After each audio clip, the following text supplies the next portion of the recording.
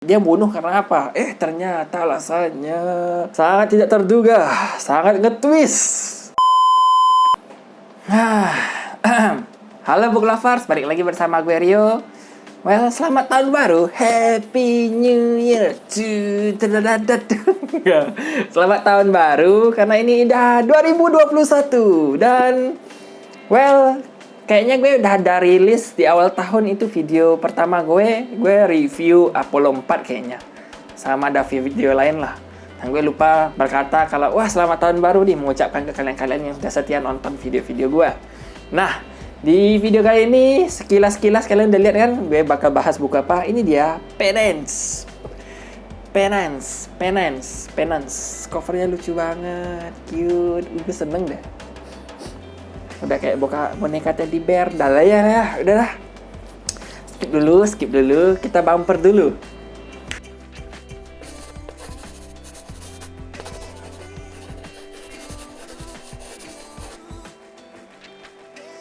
Nah, di depan kan udah gue bilang kan, covernya cute. Lihat nih, tuh. Gimana nggak lucu covernya? Berwarna, ceria, ada boneka. Kesannya ini kayak cerita fantasi anak-anak petualangan gitu. Dan ya, kalian bakal tertipu. Blurbnya ini sudah jelas-jelas ini bakal cerita tentang investigasi kriminalitas detektif gitu, tentang pembunuhan dan kejadian-kejadian absurd lainnya. Dan kisahnya ini tentang 5 orang anak kecil yang sahabatan, temenan sekolah gitu. Kurang lebih mereka kelas 4 SD dengan nama yang pertama itu karakternya gue coba ingat-ingat dulu ya. Yang pertama itu namanya Sae, yang kedua itu namanya Maki, yang ketiga itu namanya Akiko. Yang keempat itu namanya Yuka. Iya. Dan yang kelima ini namanya Emily. Nah, kasus pembunuhannya itu terjadi pada si Emily ini. Jadi anak-anak ini bermain sore-sore kayak gitu, main volley di lapangan sekolah. Nah, ada kayak pria asing yang mengaku-ngaku kalau dia ini diminta oleh pihak sekolah untuk memperbaiki exhaust. Sayangnya tangga yang harusnya dia pakai itu rusak, jadi nggak bisa. Terus dia meminta salah seorang anak, yaitu si Emily untuk bisa dibilang kayak membantunya. Bakal dia gendong si Emily dan dia minta untuk si Emily ini memasang baut gitu. Tapi sayangnya kejadiannya berakhir tragis. Si Emily ini ditemukan teman-temannya, si Sae, Maki, Akiko, dan Yuko dalam keadaan tidak sadarkan diri atau lebih tepatnya meninggal. Akhirnya mereka ini kehilangan temennya bernama Emily ini. Terus terjadi bisa dibilang penyelidikan polisi gitu hingga akhirnya pelakunya tidak ditemukan. Tapi si ibunya Emily ini tidak menyerah. Dia mendesak anak-anak tersebut untuk bercerita sedetail-detail mungkin untuk menangkap pelaku. Karena 4 orang ini merupakan saksi gitu kan. Karena mereka melihat dan bertemu si pelaku ini. Yang bisa dibilang pelaku lah. Kita nggak tahu juga sebenarnya Emily ini setelah pergi dengan orang itu dia meninggal karena dibunuh oleh orang itu, atau setelah membantu orang itu terus orang itu balik kan selesai pekerjaannya, terus dia main-main di sekolah sebentar, ketemu orang asing lain. Nah, kita nggak tahu kan. Makanya si ibunya Emily ini ngotot minta penjelasan lebih detail agar pelaku pembunuhan si Emily ini ditangkap. Ibunya ini kayak nggak rela anaknya si Emily ini meninggal begitu aja dan pelakunya bebas gitu, belum tertangkap. Suatu hari si ibunya Emily ini mengundang keempat anak ini untuk ya meminta keterangan sekali lagi lah. Karena akhirnya setelah 3 tahun gitu si ibunya Emily ini udah sebenarnya nggak menyerah, cuman karena terpaksa kondisi pekerjaan suaminya, dia harus pindah kota dan sebagainya. Mau nggak mau ya sebelum pergi untuk meninggalkan kota tersebut dia harus kayak ya sekali lagi dia mendengar cerita kejadian 3 tahun lalu tersebut terulang. Nah, benar-benar dia ceritain, tapi gak seneng nih ibunya. Kok kalian masih tidak ingat sih detail wajahnya? Ibu ini marah kan. Kalau kalian tidak mau, berarti kalian yang membunuhnya. Dan kalian diam-diam merencanakan semua tersebut. Termasuk alibi kalian, alasan-alasan kalian kompak. sebenarnya kalian yang membunuh Emily kan. Nah, ibu ini malah menyalahkan keempat anak tersebut. Si ibu ini kayak, kalau kalian tidak mau mengaku, berarti kalian yang membunuh. Dan kalau kalian membunuh, kalian harus jujur. Kalau tidak, saya akan balas dendam ke kalian. Kurang lebih kayak gitu perkataannya ke keempat anak tersebut. Hingga akhirnya si ibu ini pergi.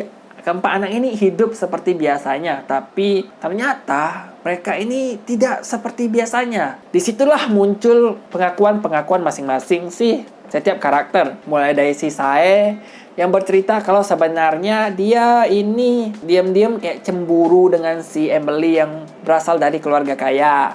Cerita berlanjut dan kurang lebih detail-detail mulai terungkap gitu. Terus ada cerita tentang Maki yang bekerja sebagai guru. Itu kayak sebagai penebusan dosa. Terus ada juga cerita tentang Akiko yang malah terkena kayak gangguan jiwa, gangguan mental tersebut hingga dia tidak pernah keluar rumah semenjak kejadian tersebut. Terus ada juga tentang Yuka yang hidup baik-baik saja tapi hidupnya melarat gitu. Dia hidup dengan kehidupan tapi hidupnya melarat. Misalnya kayak dia merokok, narkoba, jadi wanita malam dan sebagainya. Hidupnya jadi melarat gitulah akibat pengaruh kejadian di masa lalunya. Itu setelah 15 tahun kemudian dan kemudian akhirnya mereka membuat sebuah pengakuan karena ternyata kasus pembunuhan tersebut akan kadaluarsa.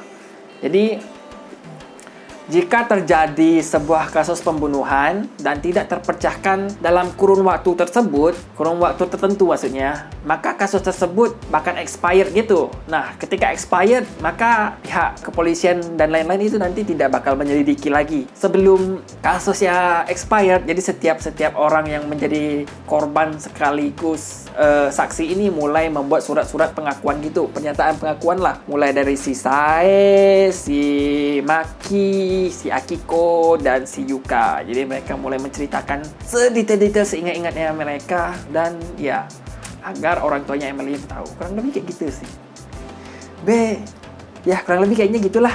Nah, sebenarnya banyak kejadian-kejadian yang suram di buku ini karena setiap karakter ini setelah mengalami trauma akibat peristiwa pembunuhan yang mereka saksikan dan mereka ini kayak trauma gitu. Dan ketika trauma hingga 15 tahun kemudian mereka melarat, absurd lah. Ada yang ya membunuh seseorang karena bisa dibilang berhalusinasi gitu. Bahkan keempatnya kayaknya gitu deh. Mereka membunuh orang karena halusinasi gitu. Terus akhirnya kayak ada yang depresi, ada yang pokoknya kacau lah pokoknya. Nasib mereka itu kacau. Ini bagus banget sih. Maksudnya kalau untuk kategori novel detektif kriminal thriller gitu kayaknya thrillernya nggak dapat banget, tapi di sini absurd banget ceritanya. Gue nggak habis pikir sih. Si penulis Minato Kanai ini mempunyai julukan yaitu Yamisu Queen of Yamisu. Yamisu itu kayak ketika kalian baca terus menemukan hal yang aneh, absurd dan sebagainya, kalian bakal apa sih? Apa-apaan sih? Kok gitu sih? Kayak geli gitu, menjijikan gitu, absurd gitu. Nah, cukup menggambarkan lah, cukup berasa. Tapi kalau untuk thrillernya, karena ini dibilang novel misteri thriller detektif gitu, tapi kurang dapet lah sebenarnya. Ya bahkan thrillernya mana atau suspense-nya mana, nggak ada. Cuma gue gak expect aja sih karena ada ending yang begitu. Gue bisa menebak pelakunya setelah membaca kurang lebih 2 pengakuan dari 2 orang saksi ini. Si Sae kemudian baru si Maki. Dan gue ternyata gue punya satu nama nih yang gue curigai. Terus muncul pengakuan berikutnya, menguatkan itu. Cuman alasannya gue gak nemu nih. Dia bunuh karena apa? Ternyata alasannya sangat tidak tertebak. Sangat tidak terduga, sangat nge-twist. Gue pikir kan mungkin pelakunya hanya kayak pelaku yang punya keterbelakangan seksual gitu, gangguan seksual gitu, suka anak-anak alias pedofil kan. Ternyata aku tidak menduga. Ya gitulah. Ya kalau pengen digambarkan dalam beberapa kata, mungkin buku novel ini bisa dibilang kayak suram, absurd, aneh, ganjil, deg-degan, penasaran, bisa membawa mimpi, alias Yamisu gitu, bisa lu bikin kebayang-bayang gitu. Terus ya kurang lebih kayak gitulah. Gue suka dengan endingnya, gue suka desain covernya yang sangat bisa dibilang psikologi counter gitu. Ini sebenarnya ceritanya suram, tapi covernya digambarkan bahagia, ceria. Jadi ini bikin seseorang psikologinya itu diganggu gitu loh. Hah? Kayak gitu. Hah? Iu. Hah? Iu. Kayak gitulah. Sulit dijelaskan, tapi gue suka sih.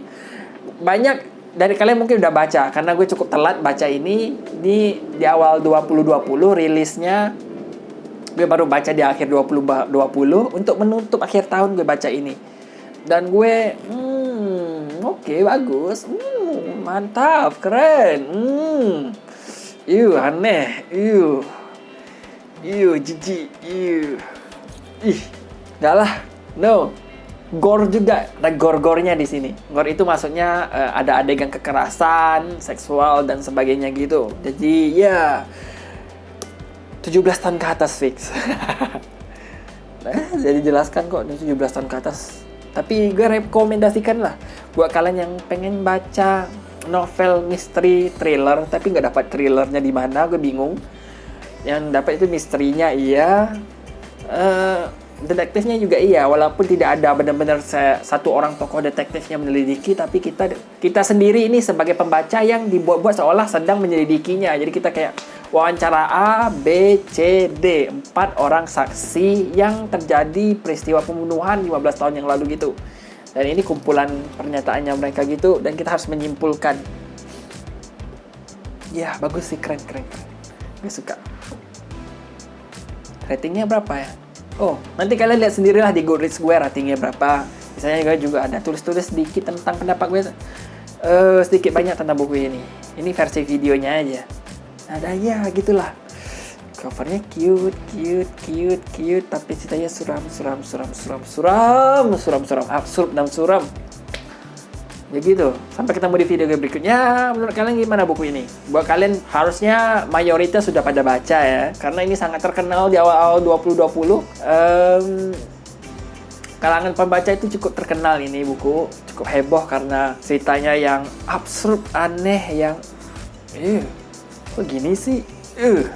Tapi pembaca pada suka dan gak nyangka-nyangka dengan desain sampulnya yang gini dan sebagainya. Ya itu sih penilaiannya. Nah ya udahlah gitu.